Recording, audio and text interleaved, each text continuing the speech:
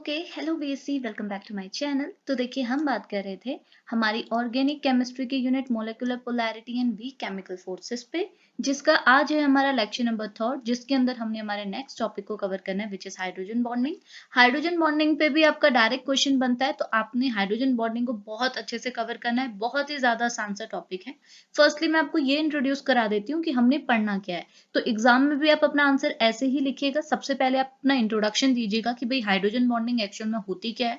उसके बाद आएंगे कि हाइड्रोजन बॉन्डिंग अगर आपने देखनी है किसी का पर्टिकुलर कंपाउंड में या फिर विद इन अ मॉलिक्यूल, तो दो कंडीशन आपको फुलफिल करनी है, वो क्या होती है। फिर एक डेफिनेशन के साथ इसको कवर करोगे विद डायग्राम कि कैसे आप हाइड्रोजन बॉन्डिंग को रिप्रेजेंट करते हैं। उसके बाद है टाइप्स ऑफ हाइड्रोजन बॉन्डिंग, इनके एग्जांपल्स अभी हम यहाँ पर को लिखने वाले हैं। देन है एग्जांपल्स, कहाँ कहाँ आपको हाइड्रोजन बॉन्डिंग देखने को मिलती है। मिलती तो बहुत सारी जगह है, लेकिन जो मेन है वो मैं आपको यहाँ पे को कवर करा दूंगी जहां पे हम इनको पर्टिकुलरली पढ़ते हैं। और लास्टली है आपकी properties and effect of hydrogen bonding. मतलब होता ये है कि हाइड्रोजन बॉन्डिंग की वजह से, ये एक टाइप का इंटरेक्शन फोर्स जो है, इसकी वजह से आपके कंपाउंड की कुछ प्रॉपर्टी जो उसकी नॉर्मली होनी चाहिए उसमें कुछ चेंज आता है। उन सारी प्रॉपर्टीज को हम लोग कवर करेंगे, उसी को बोलते हैं effect of hydrogen bonding. Okay, तो आई थिंक ये 5 6 7 टॉपिक हैं, इनको हम कवर करते हुए चलेंगे और एग्जाम में आपने ऐसे ही आंसर करना है। ओके, तो स्टार्ट करते हैं। सबसे पहले आप बताएंगे कि हाइड्रोजन बॉन्डिंग एक्चुअल में होती क्या है, इसको आप जस्ट इंट्रोड्यूस करेंगे। तो देखो होती क्या है, अगर मैं आपसे सिंपली बोलूं हाइड्रोजन बॉन्डिंग होती क्या है, तो पहले मैं जस्ट आपको हमेशा की तरह समझा देती हूँ चीज है क्या। उसके बाद आप थ्योरी पढ़ेंगे तो खुद ब खुद क्लियर होगा। देखो होता क्या, नाम से क्लियर हो रहा ना, हाइड्रोजन बॉन्डिंग अगर मैं बोल रही हूँ तो हम बोलेंगे इस टाइप की बॉन्डिंग या फिर ऐसी बॉन्डिंग या फिर ऐसा इंटरेक्शन जहां पे आपका हाइड्रोजन इन्वॉल्व है, उसी को तो हम हाइड्रोजन बॉन्डिंग कहेंगे। तो हाइड्रोजन जहां पे इन्वॉल्व है वो बॉन्डिंग अगर करेगा तो उसे हम हाइड्रोजन बॉन्डिंग करेंगे, ऐसा नाम हमको बोल रहा है। अब एग्जाम्पल के लिए मैं आपको 2 एग्जाम्पल देती हूँ जहां पे हमारे हाइड्रोजन इन्वॉल्व है, देखते हैं हाइड्रोजन बॉन्डिंग हो रही है या फिर नहीं। तो हम एक कॉमन एग्जाम्पल ले लेते हैं मिथेन। तो हमको पता है मिथेन में भी भाई 4 हाइड्रोजन है, कार्बन के साथ आपके 4 हाइड्रोजन रहते हैं। इसे अगर मैं ड्रॉ करूं तो ये कुछ इस तरीके से आपका ड्रॉ होगा। ठीक है, दूसरा एग्जाम्पल मैं किसका ले लेती हूँ, वाटर। हमारा कॉमन एग्जाम्पल है वाटर। वाटर को हम कैसे ड्रॉ करते हैं भाई, वाटर को हम ड्रॉ करते हैं कि ऑक्सीजन है, इसके साथ 2 हाइड्रोजन होते हैं। अब देखो दोनों का हाइब्रिडाइजेशन वगैरह कुछ सेम होता है, लेकिन यहाँ पे लोन पेयर होने आने की वजह से आपका जो वाटर का मॉलिक्यूल है वो आपका कैसा शेप दिखाता है, वी शेप या फिर बेंड शेप दिखाता है। इसको हम VACPR वगैरह में पढ़ते हैं, यहाँ पे इसको समझने की जरूरत नहीं है। ये आपको पहले से ही पता है कि एक हमारे पास मिथेन मॉलिक्यूल होता है जिसे हम ऐसे ड्रॉ करते हैं, एक वाटर होता है जिसे हम ऐसे ड्रॉ करते हैं। अब मैंने इन दोनों को एग्जाम्पल में इसलिए कंसिडर किया क्योंकि दोनों में आपको हाइड्रोजन देखने को मिल रहा है। आपके मिथेन के पास 4 हाइड्रोजन है और वाटर के पास 2 हाइड्रोजन है। अब बात आती है कि क्या इन दोनों में अगर हाइड्रोजन है तो क्या ये दोनों हाइड्रोजन बॉन्डिंग करेंगे। अब मैं आपको बताती हूँ नहीं करेंगे। क्यों, मिथेन आपका कभी भी हाइड्रोजन बॉन्डिंग नहीं शो करता, लेकिन वाटर आपका शो करता है। इसका रीजन क्या है, देखो मैं कंपेयर करके चला रही हूँ ताकि आपको कॉन्सेप्ट समझ में आए। अब देखो हुआ क्या है मैं आपको बताती हूँ। देखो होता ही है ना, अगर आप पहले मिथेन वाले मॉलिक्यूल को देखोगे तो मेरे को देखने को मिल रहा है, सपोज मैं इस हाइड्रोजन को कंसीडर कर रही हूँ यहाँ पर को, ठीक है, इनको छोड़ दिए, इसको समझते हैं। ठीक है, तो ये मेरे पास हाइड्रोजन है, ये मेरे पास कार्बन है। यहाँ पे जो कॉन्सेप्ट लगता है उसे हम बोलते हैं इलेक्ट्रोनेगेटिविटी डिफरेंस। क्या बोलते हैं, इलेक्ट्रोनेगेटिविटी डिफरेंस। इलेक्ट्रोनेगेटिविटी मतलब क्या हुआ, इलेक्ट्रॉन को अट्रैक्ट करने की टेंडेंसी। जैसे कोई एटम है एक्स, इसकी इलेक्ट्रॉन को अपनी ओर खींचने की टेंडेंसी, इलेक्ट्रॉन को ये कितना अट्रैक्ट करता है, उस टेंडेंसी को, उस प्रॉपर्टी को ही इलेक्ट्रोनेगेटिविटी कहते हैं।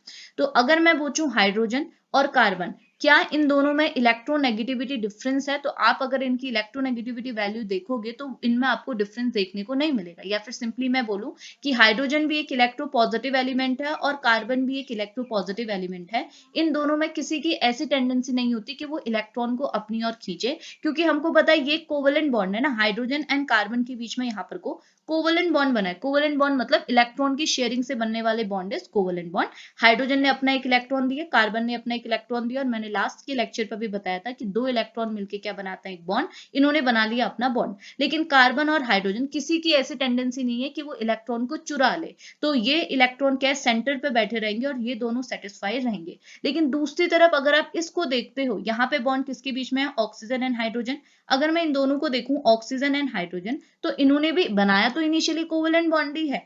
एक इलेक्ट्रॉन आपके ऑक्सीजन ने दिए, एक इलेक्ट्रॉन आपके हाइड्रोजन ने दिए, दोनों ने एक कोवेलेंट बॉन्ड बनाया। एक्चुअल में हाइड्रोजन बॉन्डिंग आपकी कोवेलेंट बॉन्डिंग के ही अंदर आपको देखने को मिलती है। तो यहाँ पे इन्होंने एक अपना इलेक्ट्रॉन दिया, एक इसने दिया, एक बॉन्ड यहाँ पर को बन गया। लेकिन जो ऑक्सीजन है उसका नेचर कैसा है, वो इलेक्ट्रॉन को खींच रहा है, चोर नेचर आप बोल सकते हो। ये इलेक्ट्रोनेगेटिव है, इलेक्ट्रॉन को अपनी ओर खींचता है।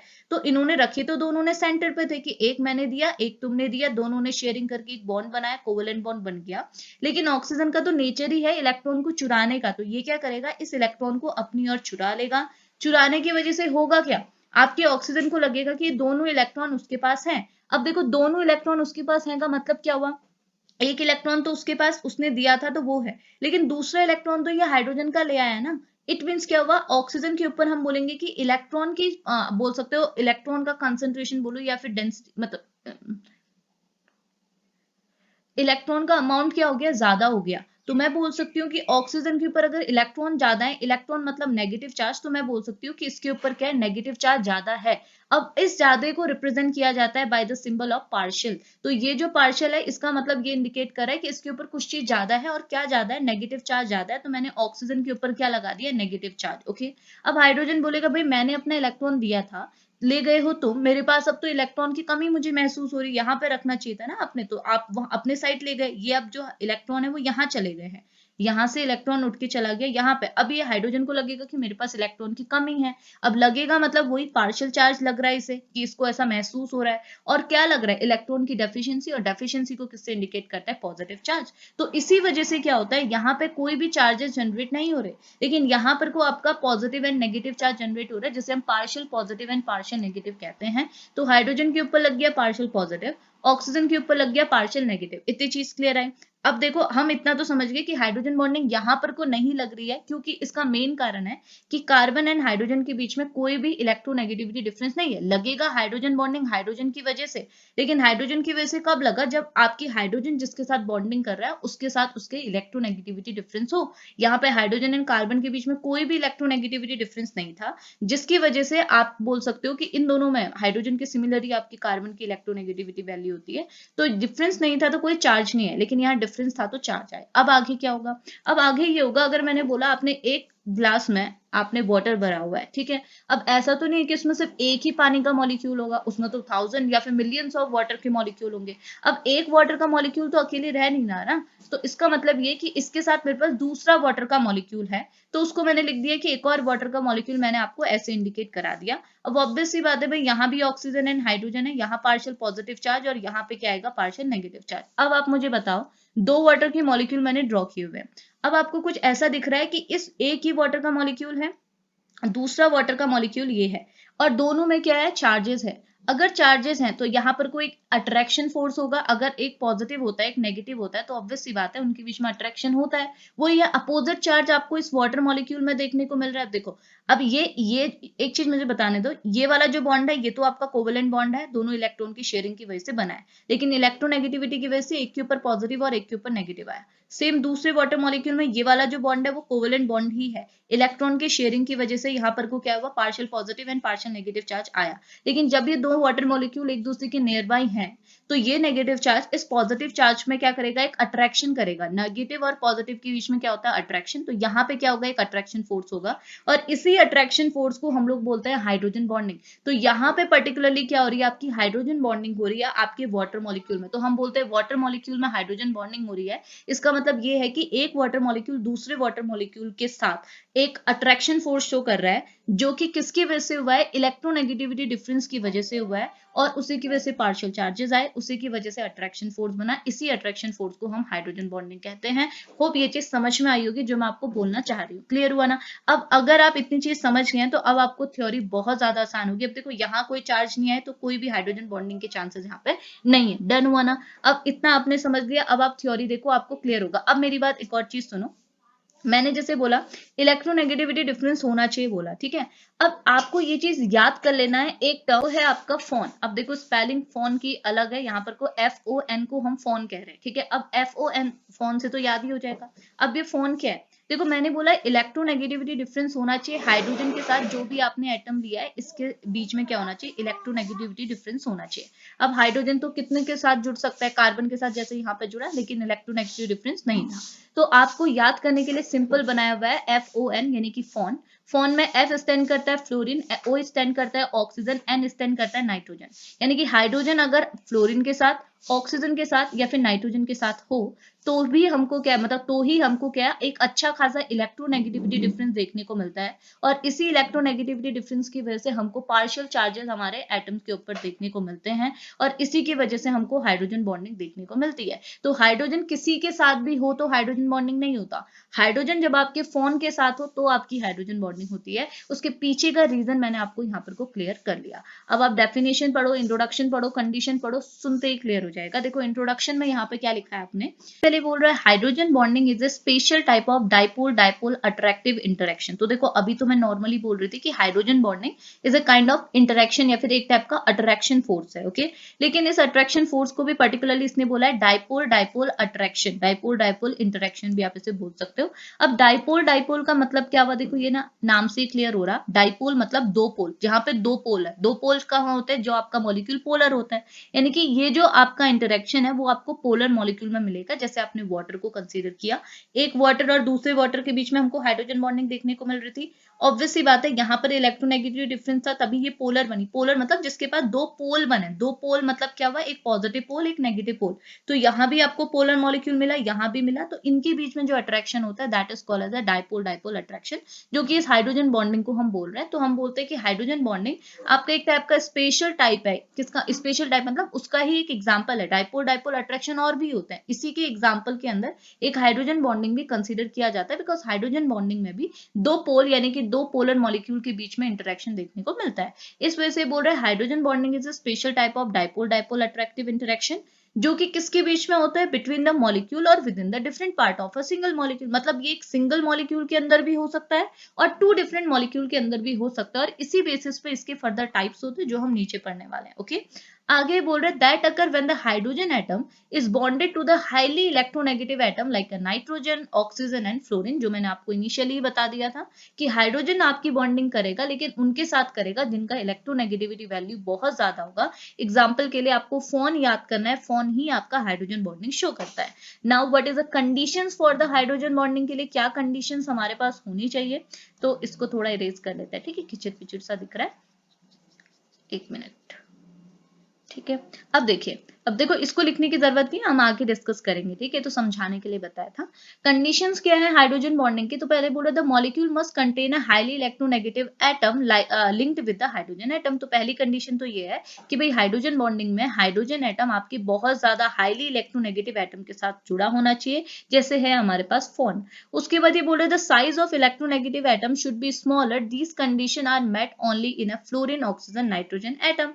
तो ये बोल रहा है कि हमको ये चीज भी ध्यान में रखनी है कि जो हमारे इलेक्ट्रोनेगेटिव एटम है, अगर आप देखोगे पीरियोडिक टेबल पे तो FON यानी कि फ्लोरीन ऑक्सीजन नाइट्रोजन के अलावा भी आपके ऐसे एटम हैं जिनकी इलेक्ट्रोनेगेटिविटी वैल्यू अच्छी खासी है। सबसे ज्यादा तो फ्लोरीन की होती है, लेकिन इसके अलावा भी आपके हैं जिनकी इलेक्ट्रोनेगेटिविटी वैल्यू अच्छी है, जो कि हाइड्रोजन के कंपेयर में बहुत अच्छा खासा इलेक्ट्रोनेगेटिव डिफरेंस शो कर सकते हैं और यहाँ पे पोलैरिटी भी जनरेट कर सकते हैं।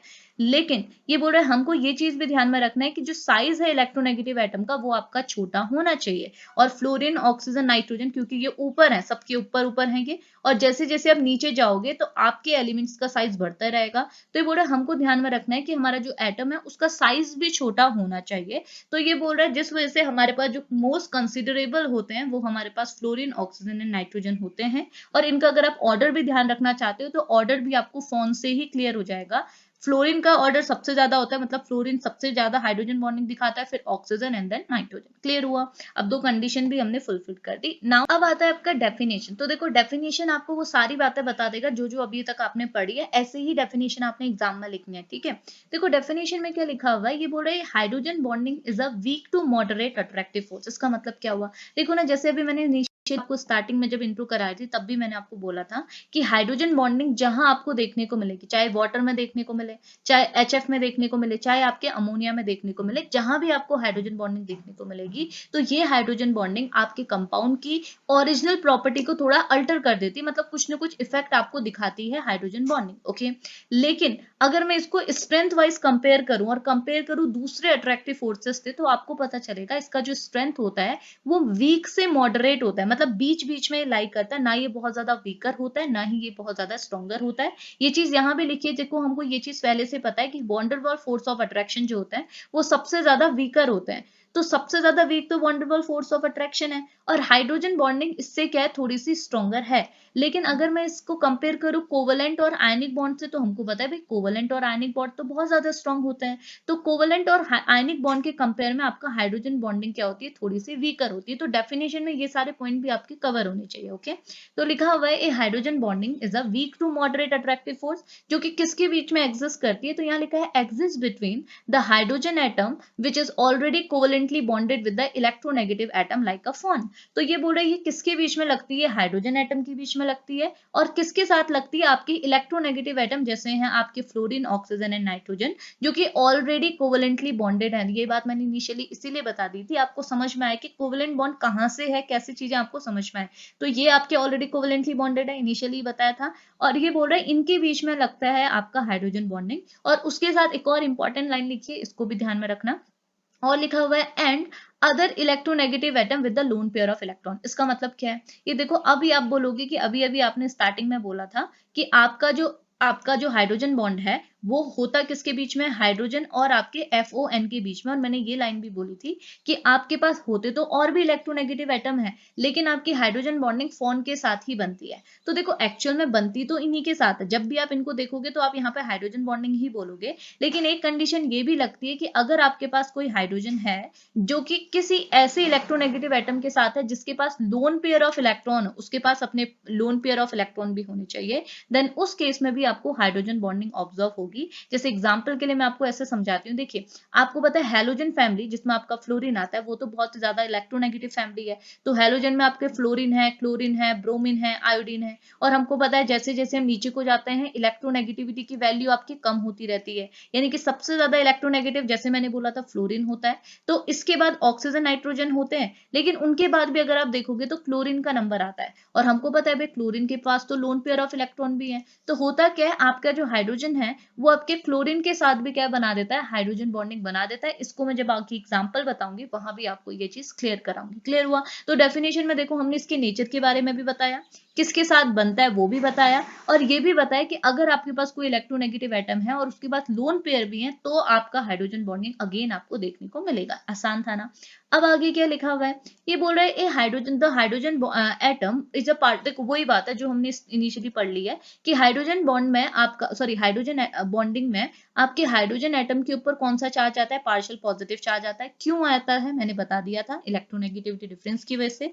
और ये किससे अट्रैक्ट करता है, लोन पेयर ऑफ इलेक्ट्रॉन से अट्रैक्ट करता है, जो कि आपके लोन पेयर ऑफ इलेक्ट्रॉन मतलब क्या हुआ, लोन पेयर मतलब दो इलेक्ट्रॉन मतलब नेगेटिव चार्ज। अब ऑब्वियस सी बात है पॉजिटिव चार्ज और नेगेटिव चार्ज के बीच में क्या होगा, अट्रैक्शन ही होगा, और उसकी वजह से क्या होगा, एक इंटरेक्शन जनरेट होगा जो कि आपका स्ट्रॉन्गर तो होता है वॉन डेर वाल फोर्स से, लेकिन वीकर होता है आपके कोवलेंट बॉन्ड से और आयनिक बॉन्ड से। तो देखो नेचर, प्रॉपर्टीज और आप बोल सकते हो डेफिनेशन, तीनों एक ही में कवर हो गया। ठीक है, अब देखो यहाँ पे एग्जाम्पल से दिखाया हुआ है, इस तरीके से आपने इंडिकेट भी करना है। अब हम जो यहाँ पे एग्जाम्पल ले रहे हैं वो आपके HF का ले रहे हैं। हमको पता है फ्लोरीन सबसे ज्यादा इलेक्ट्रोनेगेटिव है, तो हाइड्रोजन के साथ अगर फ्लोरीन बैठता है तो भी यहाँ पर हाइड्रोजन बॉन्डिंग तो ऑब्वियस है देखने को मिलेगी। अब कैसे मिलेगी, देखो HF में भी क्या होगा, सेम चीज है, हाइड्रोजन बोलेगा मेरा एक इलेक्ट्रॉन ले लो, और फ्लोरीन बोलेगा मेरा भी एक इलेक्ट्रॉन ले लो, और इस इलेक्ट्रॉन की शेयरिंग की वजह से बन गया था आपका कोवेलेंट बॉन्ड। लेकिन एक्चुअल में क्या हुआ, हमने बोला ये जो फ्लोरीन है इसका नेचर है इलेक्ट्रॉन को अट्रैक्ट करने का, यानी कि इलेक्ट्रोनेगेटिव ये नेचर है। इलेक्ट्रॉन खुद ब खुद आपके फ्लोरीन के पास अट्रैक्ट हो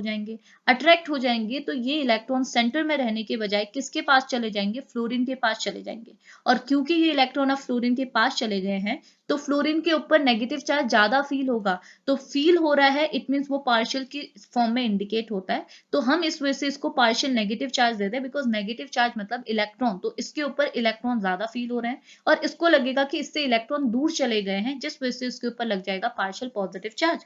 तो ऐसे ही क्या होगा, एक ही HF का मॉलिक्यूल तो होगा नहीं, हमारे पास नंबर ऑफ HF के मॉलिक्यूल होंगे जिसपे हाइड्रोजन के ऊपर पॉजिटिव और फ्लोरीन के ऊपर नेगेटिव चार्ज आपको देखने को मिलेगा। अब हुआ क्या, अब हमको ये मिला कि ये वाला जो बॉन्ड था वो एक्चुअल में तो कोवेलेंट बॉन्ड ही है। देखिए ये वाले जो बॉन्ड है, ये जो सॉलिड लाइन से इंडिकेट किए हुए, ये आपके कोवेलेंट बॉन्ड है जो कि हाइड्रोजन एंड फ्लोरीन के बीच में लगे हुए because of sharing of electron.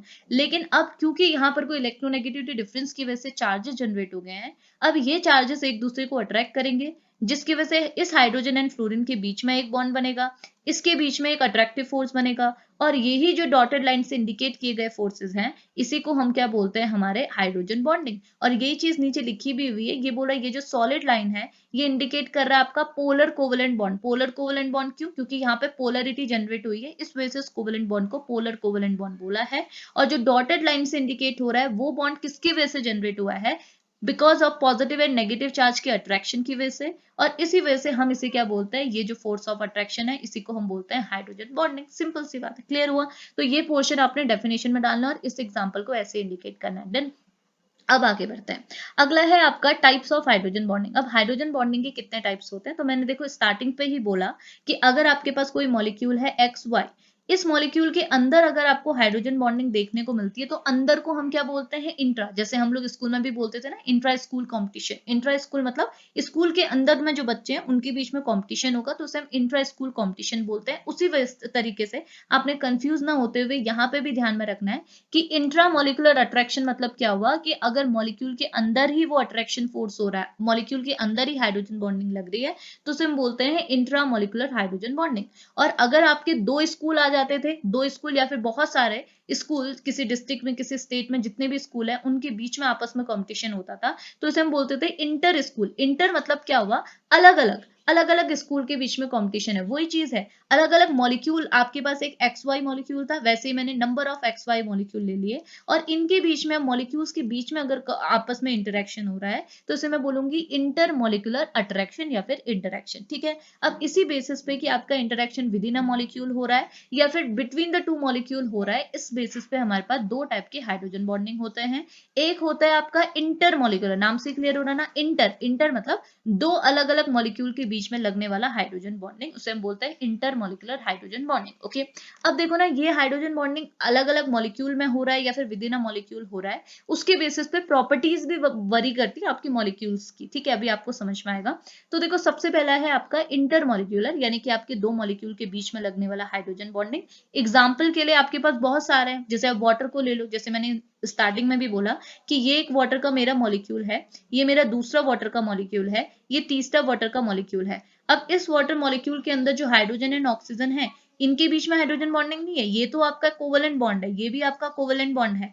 लेकिन इस कोवेलेंट बॉन्ड में because of electronegativity difference polarity generate हुई, और इसी पोलैरिटी की वजह से जब इसने दूसरे मॉलिक्यूल के साथ इंटरेक्ट किया तो अपोजिट चार्जेस ने एक अट्रैक्शन फोर्स जनरेट किया, और ये जो डॉटेड लाइन से अट्रैक्शन फोर्स इंडिकेट किया गया है, इसी को हम लोग क्या बोलते हैं, हाइड्रोजन बॉन्डिंग। तो ये डॉटेड लाइन वाली हाइड्रोजन बॉन्डिंग है। तो देखो एक वाटर का मॉलिक्यूल और दूसरा वाटर का मॉलिक्यूल, दो वाटर मॉलिक्यूल के बीच में इंटरेक्शन हो रहा है, दैट्स इससे हम बोलते हैं इंटर मॉलिक्यूलर हाइड्रोजन बॉन्डिंग। वैसे ही और एग्जांपल आप HF का भी ले सकते हो, एक HF का मॉलिक्यूल था, दूसरा HF का मॉलिक्यूल है, तीसरा HF का मॉलिक्यूल है, यहाँ पे तो हाइड्रोजन बॉन्डिंग नहीं है ना, यहाँ तो कोवेलेंट ही बॉन्ड है, लेकिन एक मॉलिक्यूल का दूसरे मॉलिक्यूल के साथ जो अट्रैक्शन है ये है आपका हाइड्रोजन बॉन्डिंग। इस वजह से इसे भी क्या बोलते हैं, इंटर मॉलिक्यूलर हाइड्रोजन बॉन्डिंग। और यही चीज यहाँ पे भी लिखी है थ्योरी पे, अगर आप देखेंगे तो ये बोल रहा है इंटर मॉलिक्यूलर हाइड्रोजन बॉन्डिंग कहाँ अकर करती है, बिटवीन द मॉलिक्यूल, दो मॉलिक्यूल्स के बीच में या फिर दो से ज्यादा मॉलिक्यूल्स के बीच में। जैसे एग्जांपल के लिए हमने वाटर लिया हुआ है, ठीक है, तो बोल रहे where each water molecule form the hydrogen bond with the nearby hydrogen atom. तो हम देख सकते हैं एक वाटर मॉलिक्यूल है, इसने दूसरे वाटर मॉलिक्यूल के साथ हाइड्रोजन बॉन्डिंग दिखाई, इसने तीसरे के साथ दिखाई, तो इसी को हम लोग क्या बोलते हैं, इंटरमॉलिक्यूलर हाइड्रोजन बॉन्डिंग। और इसकी वजह से क्या होता है, देखो इंटरमॉलिक्यूलर हाइड्रोजन बॉन्डिंग की वजह से इसका जो इफेक्ट होता है वो क्या होता है, ये क्या करता है, आपके वाटर के बॉइलिंग पॉइंट को बढ़ाता है और सरफेस टेंशन को बढ़ाता है। अब ये कैसे बढ़ा रहा है वो मैं नीचे आपको इफेक्ट जब पढ़ाऊंगी वहां बताऊंगी। अभी जैसे इतनी चीज पे ध्यान में रखना कि ये जो इंटरमोलिकुलर हाइड्रोजन बॉन्डिंग अगर आपको दिख रही है तो वो क्या करेगी, आपके मॉलिक्यूल की बॉइलिंग पॉइंट भी बढ़ाएगा और सरफेस टेंशन की प्रॉपर्टी को भी बढ़ाएगा। ठीक है, अब इसे मैं नीचे डिस्कस करूंगी जहां प्रॉपर्टी करा रही हूँ। अभी जैसे एग्जाम्पल बता रही हूँ। दूसरा है इंट्रा। इंट्रा मतलब विद इन। इंट्रा का मतलब होता है एक ही के अंदर, तो मॉलिक्यूल एक ही है और उसी के अंदर आपकी हाइड्रोजन बॉन्डिंग हो रही है। एग्जाम्पल के लिए हमारे पास क्या है, ऑर्थो नाइट्रोफिनॉल। तो ऑर्थो नाइट्रोफिनॉल मतलब आपके पास एक फिनॉल था, बेंजीन में अगर आपका हाइड्रोक्सी ग्रुप लग जाए तो बन जाएगा हमारा फिनॉल। ठीक है, तो ये स्पीसीज हमारी फिनॉल है और इस फिनॉल की ये ऑर्थो पोजीशन हुई, ऑर्थो पे हमने NO2 ग्रुप लगा दिया यानी कि नाइट्रो ग्रुप लगा दिया, तो ये बन गया हमारा ऑर्थो नाइट्रोफिनॉल। यहाँ लिखा हुआ है, इसे मैं बोलूंगी ऑर्थो नाइट्रोफिनॉल। ठीक है, अब ऑर्थो नाइट्रोफिनॉल में क्या हाइड्रोजन बॉन्डिंग हो रही है, आप बोलोगे बिल्कुल हो रही है। कैसे, देखो यहाँ पे OH ग्रुप है। ठीक है, इस OH ग्रुप में हाइड्रोजन और ऑक्सीजन ने बनाया कोवेलेंट बॉन्ड था इलेक्ट्रॉन की शेयरिंग की वजह से, बट ऑक्सीजन की इलेक्ट्रोनेगेटिविटी ज्यादा है तो इसने इलेक्ट्रॉन को अपनी ओर खींचा और अपने ऊपर ले लिया पार्शियल नेगेटिव चार्ज और हाइड्रोजन के ऊपर आ गया पार्शियल पॉजिटिव चार्ज। ठीक है, अब आप देखो ये पॉजिटिव चार्ज किसी के साथ अट्रैक्ट हो सकता है, बिल्कुल हो सकता है। आप देखो NO2 ग्रुप जो है, यहाँ पे कोई इलेक्ट्रोनेगेटिविटी डिफरेंस तो आपको कुछ नहीं देखने को मिल रहा है, लेकिन यहाँ पे मेरे पास एक एटम, ऐसा एटम बैठा है जो है ऑक्सीजन। ऑक्सीजन के साथ आप बोल सकते हो हाइड्रोजन बॉन्डिंग बनती है, लेकिन उसका रीजन क्या है, देखो यहाँ पे कोई भी चार्जेस जनरेट नहीं है, कोई भी पोलैरिटी जनरेट नहीं हुआ, क्योंकि नाइट्रोजन एंड ऑक्सीजन के बीच में कोई भी इलेक्ट्रोनेगेटिविटी डिफरेंस नहीं है। लेकिन ऑक्सीजन के पास लोन पेयर ऑफ इलेक्ट्रॉन भी तो है, और लोन पेयर ऑफ इलेक्ट्रॉन मतलब नेगेटिव चार्ज, तो इसे मैं नेगेटिव चार्ज भी तो बोल सकती हूँ। तो अब ये जो ऑक्सीजन के ऊपर नेगेटिव चार्ज है जो कि लोन पेयर की वजह से जनरेट हुए हैं, इसके साथ जो अट्रैक्शन होगा नेगेटिव और पॉजिटिव के बीच में, इसी को हम बोलते हैं हाइड्रोजन बॉन्डिंग। क्योंकि हाइड्रोजन की वजह से यहाँ पे ऑक्सीजन के साथ बॉन्डिंग बनी, किसकी वजह से बनी, चार्जेस की वजह से बनी। यहाँ पे तो चार्जेस आए बिकॉज ऑफ इलेक्ट्रोनेगेटिव डिफरेंस, यहाँ पे आए बिकॉज ऑफ लोन पेयर। और डेफिनेशन जब मैंने पढ़ाई थी तो मैंने लोन पेयर का जिक्र तभी किया था, समझ में आया ना। इसे हम बोलते हैं, अब देखो ये मेरा एक ही मॉलिक्यूल था ऑर्थोनाइट्रोफिनॉल, इसी के अंदर हुआ, तो इससे मैंने बोला इंट्रामोलिकुलर हाइड्रोजन बॉन्डिंग, डन हुआ। वैसे एक दूसरा एग्जांपल मैं लेके आई हूँ जो है आपका वो है ऑर्थो नाइट्रो के बदले क्लोरोफिनॉल हो गया यहाँ पर, क्योंकि NO2 ग्रुप को हमने क्लोरो से रिप्रेजेंट कर दिया। अब ये क्लोरो वाला मैंने क्यों बताया, क्योंकि बात तो बिल्कुल सेम है, यहाँ भी आपका फिनॉल है तो OH ग्रुप है। OH ग्रुप है, ऑक्सीजन एंड हाइड्रोजन के बीच में बना कोवेलेंट बॉन्ड ही था इलेक्ट्रॉन की शेयरिंग की वजह से, बट ऑक्सीजन की इलेक्ट्रोनेगेटिविटी हाइड्रोजन से ज्यादा होती है तो इसके ऊपर पार्शियल नेगेटिव चार्ज आए और इसके ऊपर पार्शियल पॉजिटिव चार्ज।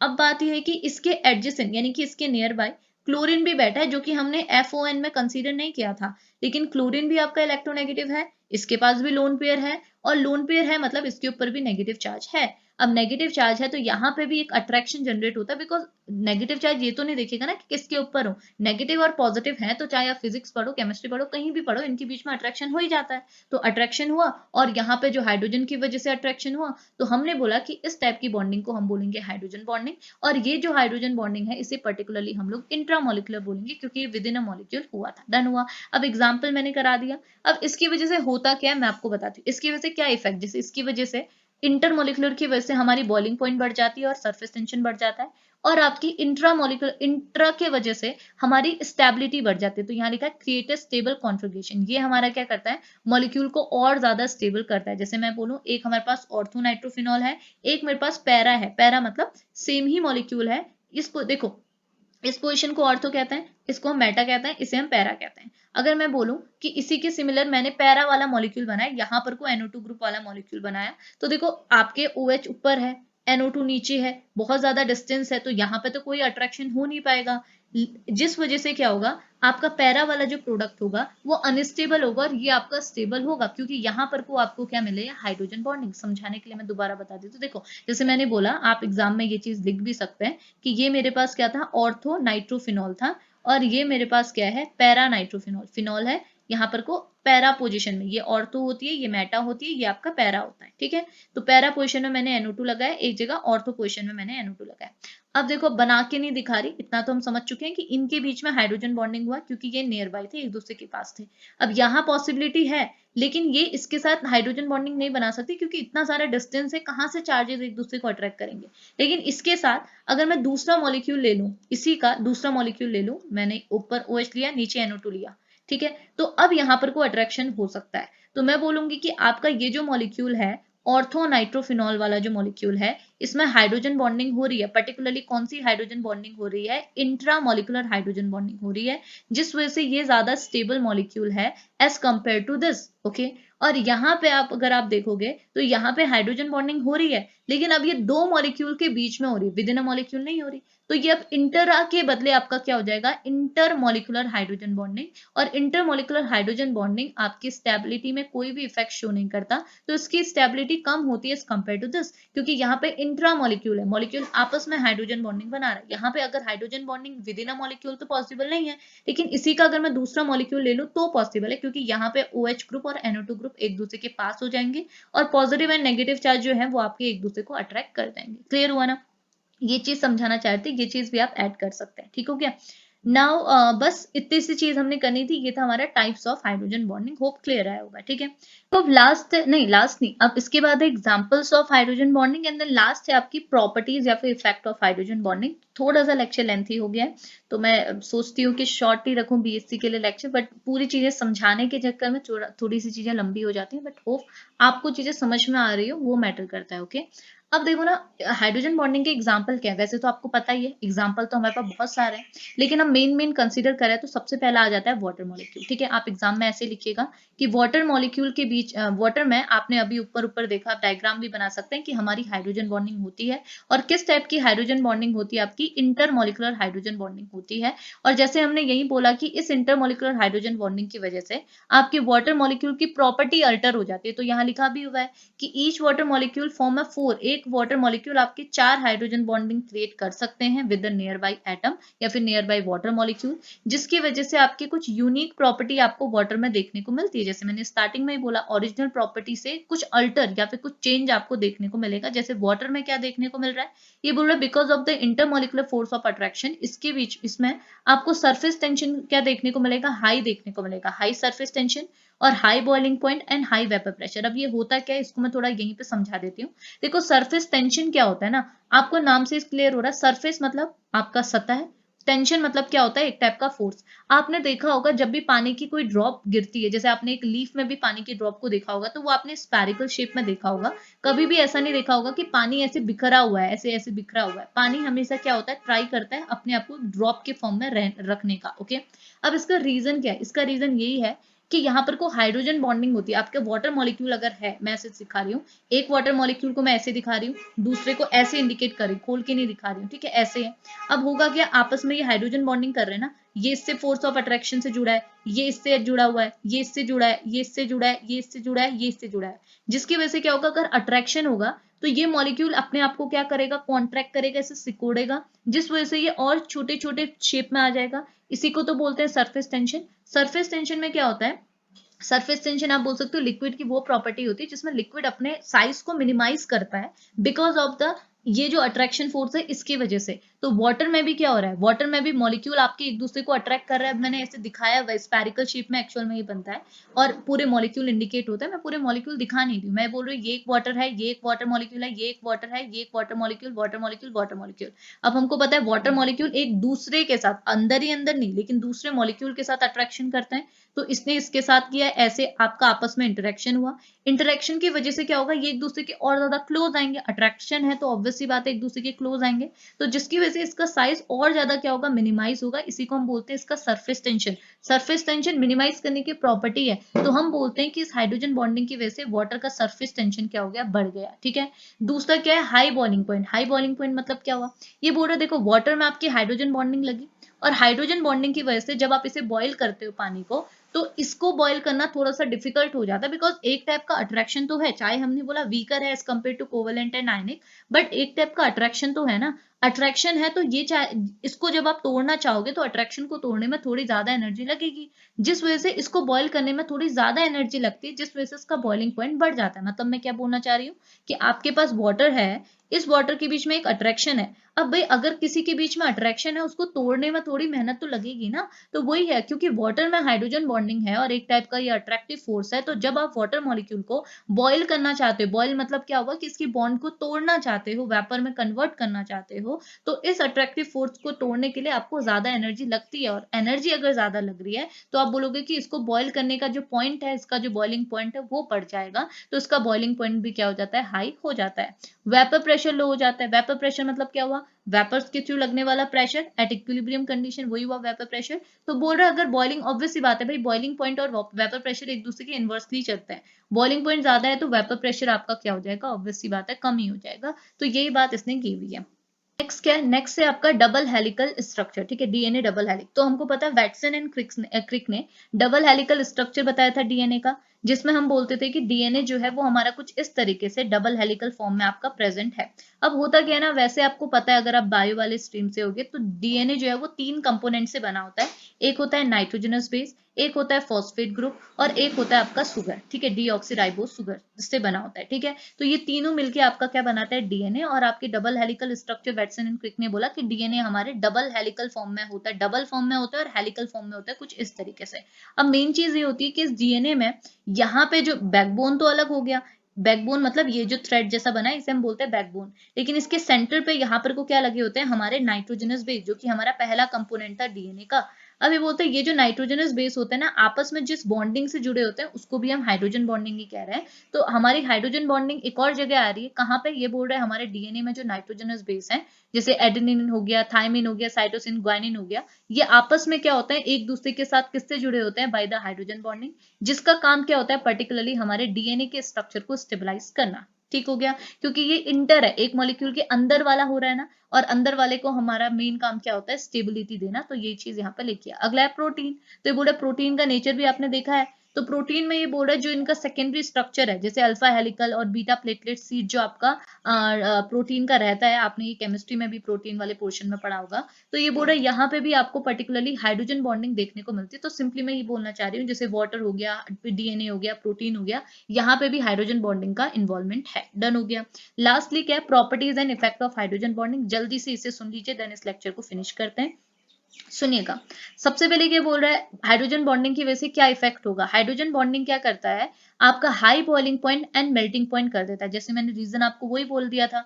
ये बोले जैसे वाटर है, एचएफ है, अमोनिया है, इन सब का जो बॉइलिंग पॉइंट होता है वो इनके करस्पॉन्डिंग जो कंपोनेंट होते हैं उनसे अलग होता है। जैसे वाटर है, H2O है ना, ऑक्सीजन के बाद क्या आता है, सल्फर, H2S। अगर मैं इन दोनों को कंपेयर करूं तो आपको मिलेगा कि इसका जो बॉइलिंग पॉइंट होता है वो इससे क्या होता है, H2S से ज्यादा होता है। इसका रीजन क्या है, क्योंकि वाटर में आपको क्या देखने को मिलती है, हाइड्रोजन बॉन्डिंग, और H2S में तो कोई हाइड्रोजन बॉन्डिंग नहीं है। तो हाइड्रोजन बॉन्डिंग की वजह से यहाँ पे एक एक्स्ट्रा आपको अट्रैक्शन देखने को मिल रहा है, और उस एक्स्ट्रा अट्रैक्शन को तोड़ने के लिए आपको एक्स्ट्रा एनर्जी चाहिए, जिस वजह से हम बोलते हैं कि इनका बॉइलिंग पॉइंट आपका बढ़ जाता है। और बॉइलिंग पॉइंट के साथ साथ आप बोल सकते हो इनको मेल्ट करने के लिए जो पॉइंट होता है वो भी आपका बढ़ जाता है। तो वही रीजन आपको यहाँ पर दिया है। थ्योरी के साथ अगर चलूं तो यहाँ लिखा हुआ है the compounds with the hydrogen bond, जैसे आपका वाटर, जैसे आपका HF, जैसे आपका ammonia, having much higher boiling and melting point than the similar molecule. जैसे वाटर और H2S का कंपेयर करते हुए मैंने बताया। इसका रीजन ये है क्योंकि extra energy required to break this interaction. ये इंटरेक्शन यहाँ पर एक्स्ट्रा लग रहा है,